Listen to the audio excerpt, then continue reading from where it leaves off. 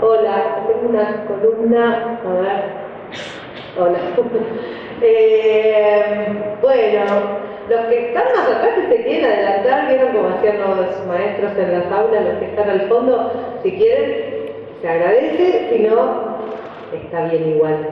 Bueno, es una alegría para mí estar acá, llegué hace un ratito, pero ya estuve en Entre Ríos en el mes de octubre, en Maciá, porque en Maciá se hace un congreso de adicciones en el mes de octubre, siempre ya van por el séptimo, un congreso maravilloso, así que yo suelo participar. Para mí es una alegría volver a la provincia de Entre Ríos, en esta ocasión a La Roque, para hablar no solo de la ludopatía es la adicción a los juegos de azar, esa es la definición de ludopatía, la adicción a los juegos de apuesta, sino también algo de lo que decía Francisco, que tiene que ver con las drogas. En una época, siglo XXI, ¿sí? Era digital, donde las drogas ya no son solo las sustancias, donde tenemos que empezar a pensar, miren, por definición droga es cualquier cosa que altera el organismo, ¿sí? O sea que el celular, las redes sociales, por supuesto las apuestas, también pueden funcionar como una droga, ¿sí? Ya estamos en un momento de la historia de la humanidad donde no se necesitan de las sustancias. Tenemos que dejar de pensar, porque cambiaron los paradigmas, cambió el mundo demasiado rápido a mi gusto. Todavía no entendemos muy bien hacia dónde estamos yendo, pero la cosa es que cuando hablamos de adicciones, ya no se trata solo de sustancias, es decir, tabaco, alcohol, marihuana, cocaína, pastillas y todas las sustancias que quieran poner en este listado. Ya también hablamos de la adicción a las apuestas, a los juegos de consola, a las redes sociales, al celular, al trabajo, es decir, al ser productivo, a no poder parar de producir, ¿sí? Porque no soportamos los momentos de ocio y empezamos a sentirnos culpables y nos ponemos ansiosos porque no podemos soltar el celular. Entonces, lo que me parece interesante es pensar que, bueno, que estas charlas, ¿no? Como las que vamos a compartir en este rato, y que yo lo que les voy a pedir es que intercambiemos, que dialoguemos. Yo voy a decir algunas cosas, voy a traer algunas ideas, pero que podamos dialogar, ¿sí? Que si tienen preguntas, comentarios, porque insisto que es un momento, nos tocó un momento de la historia un poco raro, post pandemia. No podemos olvidarnos de la pandemia de COVID, que sucedió hace muy poco y que nos cambió para siempre. Digo, que hay determinadas cuestiones, por ejemplo, el trabajo desde casa, ¿no? Para muchos, cambiaron los formatos de vínculos, cambiaron un montón de cosas y mucha gente se quedó aislada, se quedó en su casa, no sale mucho, se queda mirando Netflix en el sillón, no sale, no hay vida presencial, ¿sí? Claro, yo vengo de Buenos Aires, de la capital, de la ciudad de Buenos Aires, ¿no? Donde quizás esto se nota bastante y es muy preocupante. Quiero decir que entonces está la pandemia de COVID, la cuarentena, el confinamiento, el encierro, y en ese mismo año se legaliza en nuestro país el juego online, las apuestas online, es decir, la posibilidad de apostar a la ruleta, a la tragamoneda, al bingo, al póker, y se suma a este listado las apuestas deportivas, que ya vamos a hablar, que es una particularidad, es decir, apuestas deportivas no se encuentran en los casinos o en los bingos, ¿sí? Se legaliza en ese año. Y sin querer adelantarme, solamente digo esto, a partir de ahí aparece una nueva pandemia en nuestro país, pero en la salud mental, que es la ludopatía, y especialmente las apuestas en los chicos, ¿sí? Es una nueva pandemia en la salud mental. Yo hace 23 años que trabajo en el campo de la ludopatía, por eso tengo, bueno, 5 libros publicados en 23 años, bueno, vengo trabajando mucho y atendiendo muchos pacientes ludópatas, muchas familias. En las adicciones se trabaja siempre con las familias. no hay tratamiento posible en adicciones si no se trabaja con la familia, ¿sí? No se puede, y si no es algún familiar, es algún amigo, alguien del entorno, es imprescindible, porque hay que rearmar lo social, los vínculos, los lazos.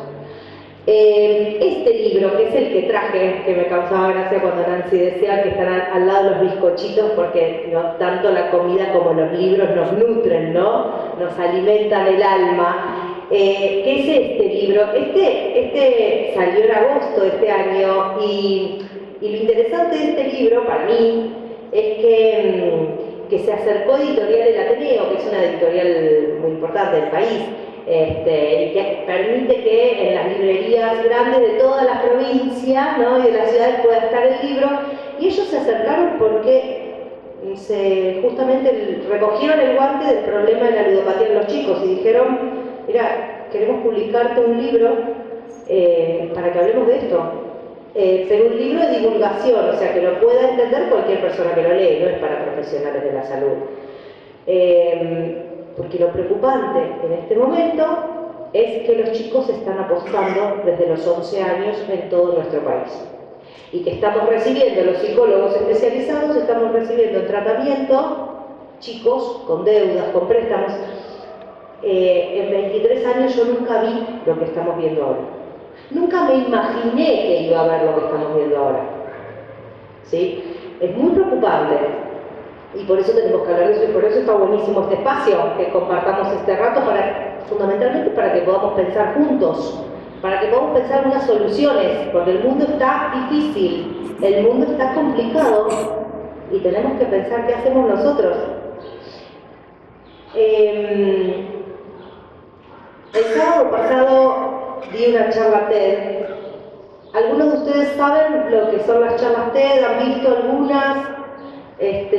Bueno, son charlas que hace muchos años que existen, a nivel mundial, donde se dicen oradores, las personas hablan de determinado tema según lo que desarrollan, ¿sí? En nuestro país las charlas TED están en Córdoba, charla TED Río de la Plata y charla TED Bariloche, y no sé si hay alguna otra.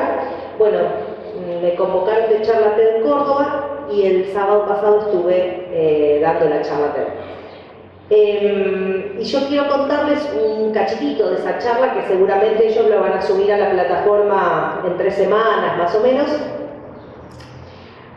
Porque claro, ellos se acercaron, porque yo soy especialista en ludopatía, y con todo este lío del tema de las apuestas en los chicos, supusieron que era importante hablar de esto.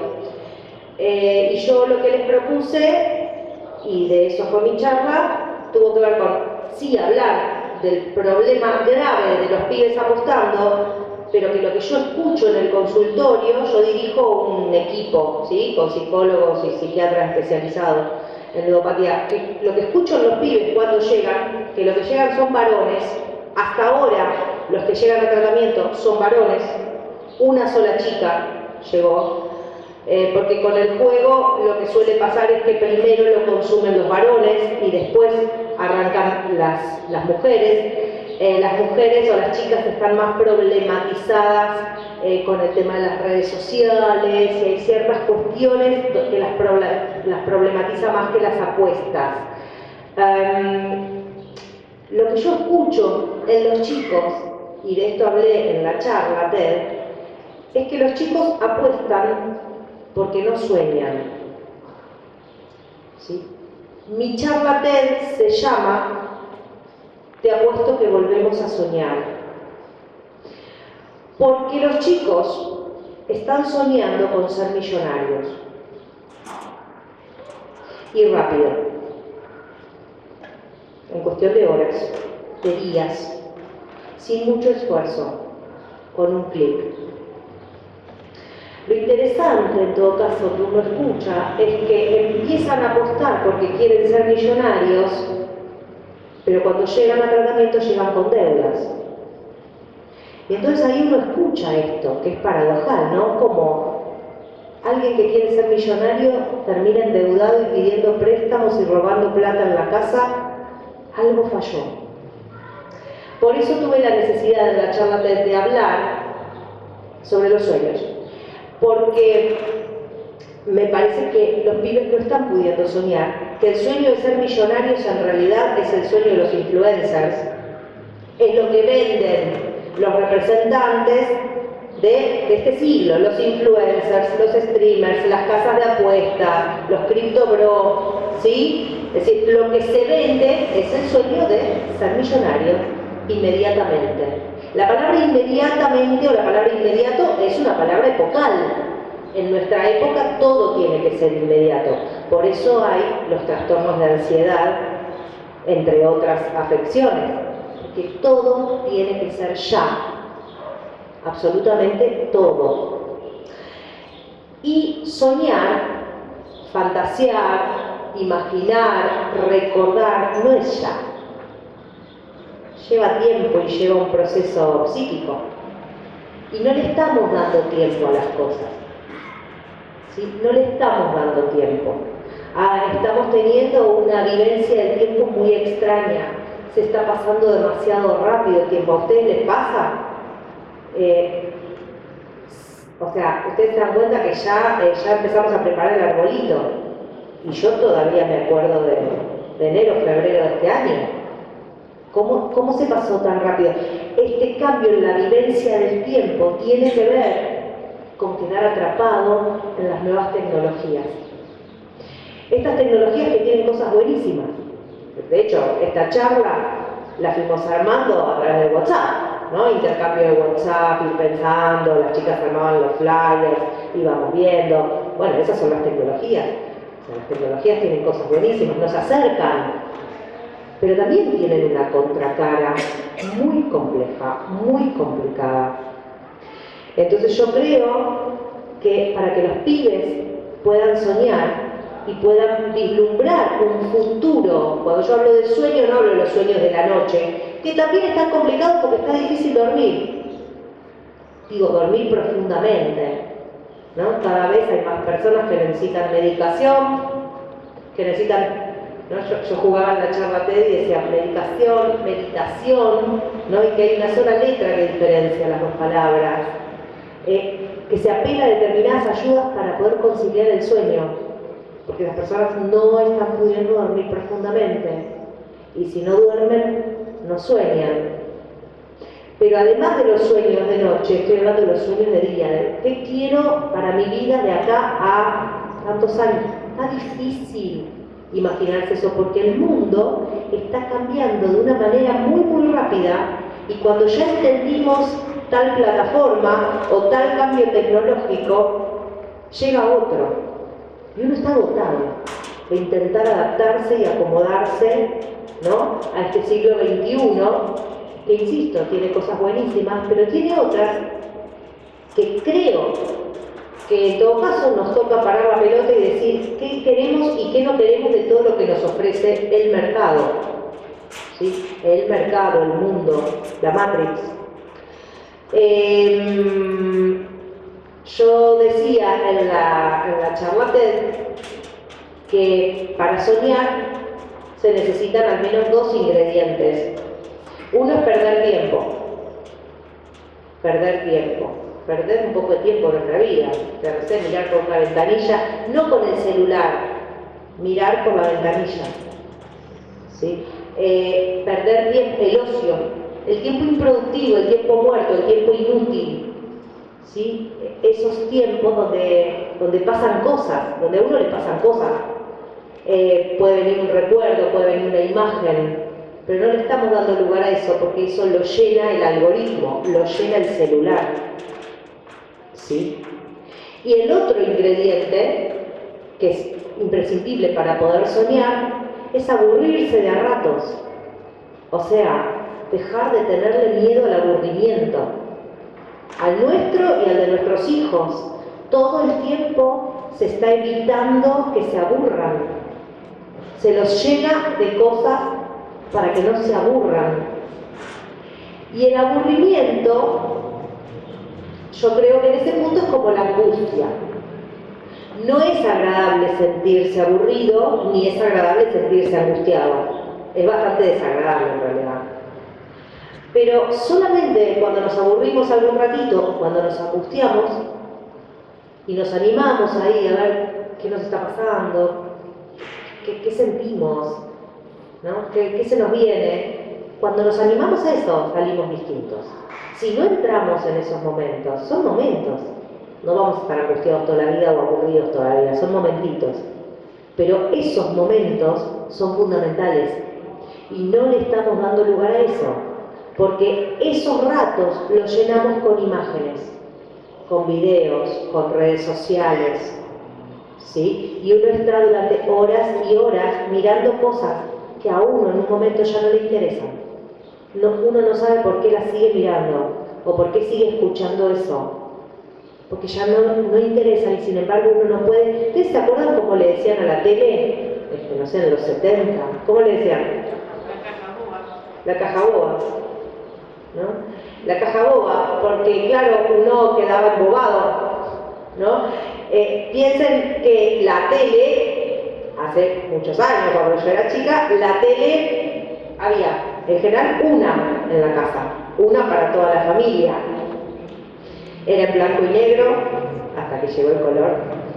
No había control remoto, tenía una perillita que había que levantarse de la silla para cambiar de canal, o sea que había que pensar mucho qué canal poner, había que ponerse de acuerdo entre todos qué canal se veía o qué programa. Algunos iban a quedar contentos y otros iban a quedar enojados, insatisfechos porque no querían eso, pero bueno, la vida es así, ¿no? A veces quedamos contentos y otras veces no, y ya lo aprendíamos con la tele, ¿no? Y la tele tenía algo muy interesante en aquel momento.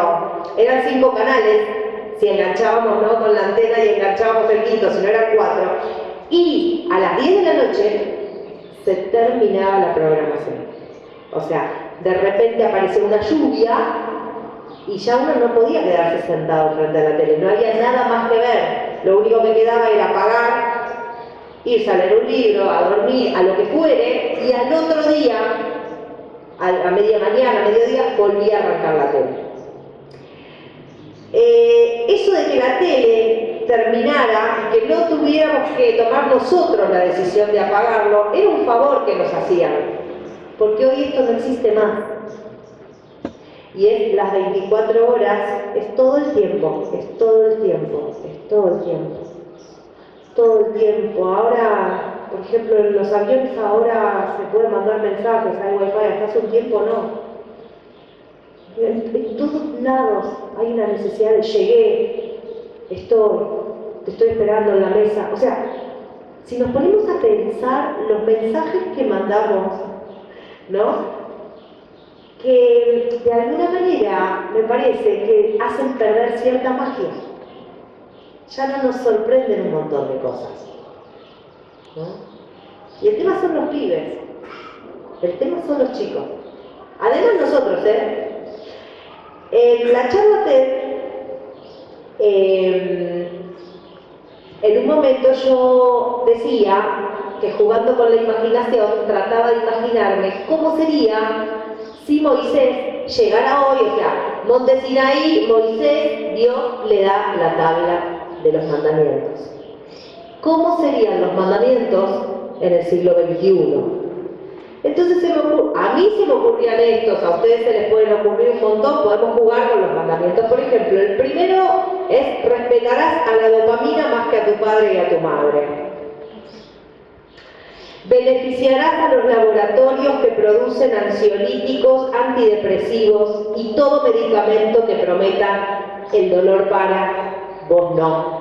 ¿Ustedes se acuerdan de esa publicidad? El dolor para, vos no, era el eslogan de un analgésico, ¿sí? Me parece tremendo ese eslogan. O sea, llegaba, no sé si se acuerdan de la publicidad, llegaba, ¿no?, un tipo con un pibito en la espalda, así como a cococho, llegaba a la farmacia todo abrumado, el pibito era el hijo, que se ve que lo abrumaba también, y le pedía al farmacéutico algo porque le dolía mucho la cabeza, y el farmacéutico le daba el analgésico, ¿no? Y el eslogan era: el dolor para, o sea, va a parar tu dolor de cabeza, pero vos no pares, vos no podés parar.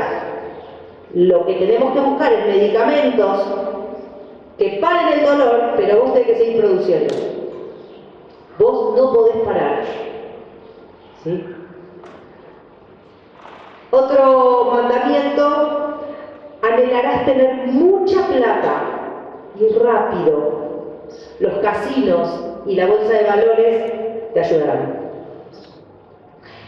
Defenderás tu libertad, aunque no sepas muy bien qué significa, y no permitirás que nadie se interponga.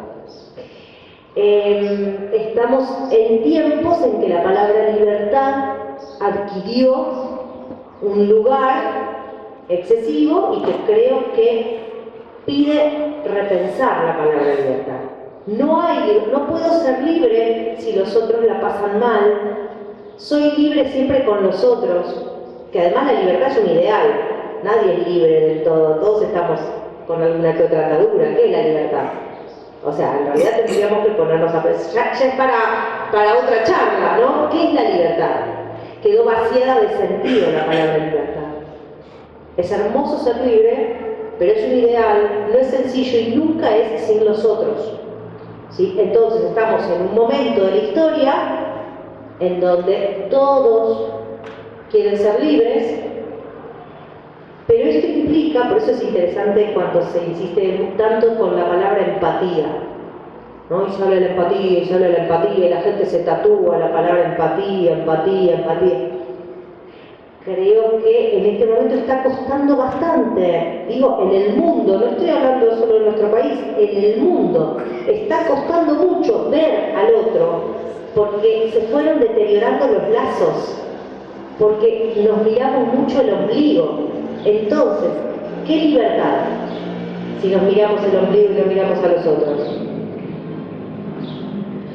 No te enamorarás ni harás proyectos a largo plazo. Eso es del siglo pasado. Ayer veía el programa de Pergolini y en un momento hay un notero, qué sé yo, y preguntaba sobre el tema del casamiento porque están bajando, obviamente, el índice de casamientos en los jóvenes, ¿no? Entonces el pibe preguntaba en la calle, qué sé yo, si eran casados, si se casarían. Era interesante porque todos decían que para qué se iban a casar si después es muy complicado divorciarse. Todos hablaban del divorcio, pero la pregunta era sobre el casamiento, no sobre el divorcio. Y me pareció interesante, porque ahí aparece el corto plazo, la imposibilidad de pensarnos con algo para siempre, o por mucho tiempo, o por qué anunciar un final, ¿no? No te perderás buscando calles, ni le preguntarás nada a nadie. Inventamos el Google Maps. A mí me encanta preguntar en la calle, vivo perdiéndome y me encanta preguntarle a las personas por tal calle, por tal otra, por tal otra. Y me pasó un montón de veces, me pasó en Gualeguay cuando vine a Maciá y paré en Gualeguay a comer, que le pregunté a una chica por un restaurante. Y primero empezó a indicarme, pero no sabía muy bien, y entonces en un momento me miró y me dijo, ¿pero no tenés el Google Maps? Yo dije, sí, pero tenía ganas de charlar con alguien del lugar, porque estoy en un lugar que no es el mío, y me gusta. Pero te miran raro cuando preguntas por una calle, por tal lugar. Miran raro, porque se puede resolver más fácil, ¿no? Con una pantalla. La siguiente. No perderás tiempo en reflexionar, dilucidar, dudar. Inventamos la inteligencia artificial. Estarás siempre al menos en 2 escenas. Inventamos el multitasking. El tema del multitasking, o sea, estar acá, estar mandando un mensaje, estar pidiendo al supermercado la comida, estar mandando un mensaje a nuestro hijo diciéndole dónde dejamos tal cosa. Todo esto que hacemos, ¿no? A la vez, trae la siguiente cuestión. No podemos hacer una cosa, una y solo una, sin sentir que nos estamos perdiendo algo importante. Y eso es un problema enorme, porque es mentira. y nos creímos ese chamullo. O sea, salvo que estemos esperando algo que es muy importante, o sea, una noticia importante, ya sea de salud, no sé, si no, no pasa nada si estamos un rato en una sola escena. Ejemplo, el cine. A mí me encanta ir al cine. Yo voy al cine, miro pelis en el cine. Nunca pude ir a los cines donde se comen pochoclos. No puedo concentrarme en una película si al lado me están comiendo pochoclos. O sea, yo tengo problemas, yo sé que tengo problemas, yo lo asumo, no puedo, listo. Venía gritando. Ahora resulta que los nuevos pochoclos son el celular. ¿Por qué las personas, mientras están dando la película, miran el celular? En el cine, que es una ceremonia compartida, no estoy en el sillón de mi living mirando una película, estoy en el cine, hay otros, está oscuro y hay una pantalla que es para todos, que es la que en donde se proyecta la película. Las otras pantallas molestan.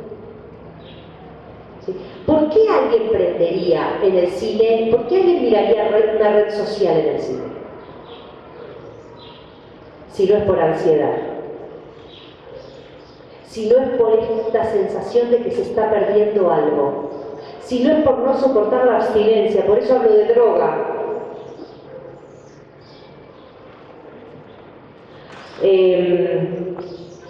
Para el Día de la Madre este año, cuando mis hijos me preguntaron, tengo 3 hijos grandes, cuando me preguntaron qué quería de regalo, les pedí un reloj despertador.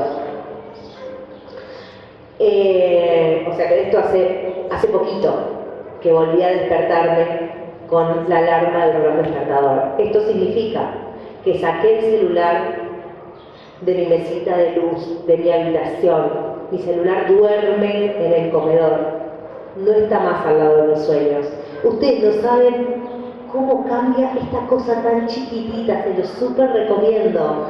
Saquen el celular de la habitación cuando se van a dormir. Sáquenlo. Tenemos que empezar a poner las cosas en su lugar.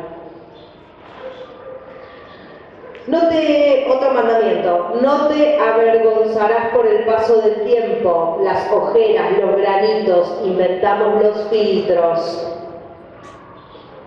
¿Todos tienen idea de lo que es el filtro?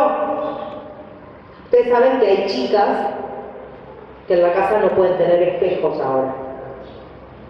No se pueden mirar en el espejo sin angustiarse profundamente porque se acostumbraron a verse como se ponen en los filtros, con ojos de tal color, con el pelo de tal color, con tales rasgos.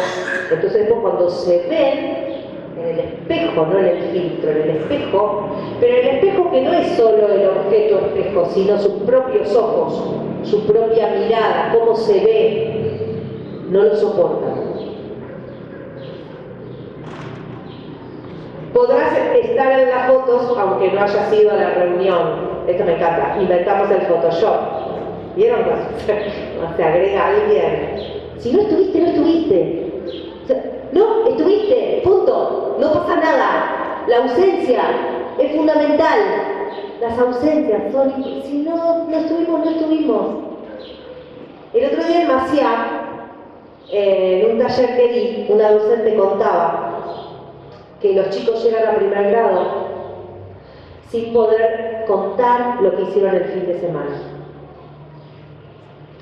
No lo pueden contar porque no tienen las palabras para contarlo, o sea, porque no están pudiendo narrar. Y que a ellas les lleva ahora hasta tercer grado hacer un laburo que antes no era necesario. Los chicos llegaban, la maestra preguntaba, ¿y qué hiciste el sábado, el domingo? Y los chicos contaban. Ahora no cuentan porque no tienen palabras. Y yo creo que no tienen palabras porque, por ejemplo, no se les está contando muchos cuentos. No se está sentando a jugar, ¿sí? A charlar sin el celular de por medio. Disculpen mi insistencia, pero es que yo en cada charla que doy, en cada taller, no solo con mis pacientes en el consultorio, en los intercambios aparecen estas cuestiones, ¿sí? Se estrenó, se va a estrenar por Flow, a mí me invitaron de la editorial y lo pude ver en el cine, un documental que está dividido en 3 partes que se llama Adictos a las pantallas, ¿sí? Bueno, si tienen Flow o si algún amigo tiene, cuando se estrenen, mírenlo, está buenísimo. Yo vi el primero, el tercero habla de ludopatía, el primero pude ver. Está filmado, el director es argentino, pero está filmado en España.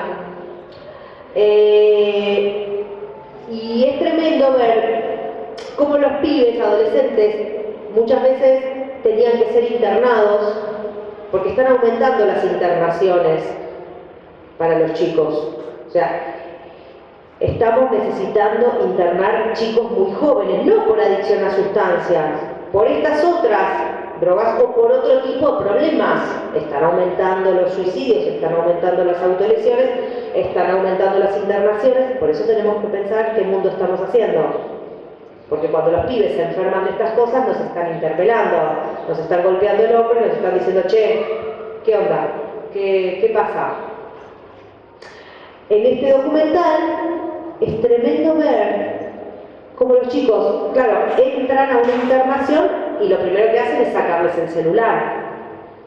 Son pibes que llegan, que no dormían, que se pasaban toda la noche en redes, filmándose, subiendo videitos, entonces ya no dormían o dormían de día, bajaban el rendimiento académico, terminaban dejando la escuela, no comían en la mesa familiar, comían en su habitación, casi no salían de la habitación. Y lo que para mí era tremendo era ver que cuando aparecía la psicóloga o los psiquiatras laburando con los pibes y les iban diciendo, ¿no? Se presentaban, lo que les pedían era que aprendieran, que se tenían que levantar a cierta hora, que se bañaban, que a tal hora se almorzaba, que comían todos juntos, que a tal hora había tal actividad física, es decir, se les enseñaba hábitos. Hábitos, o sea, lo que se aprende en casa. Que estos pibes tuvieran que pasar por una internación para aprender hábitos.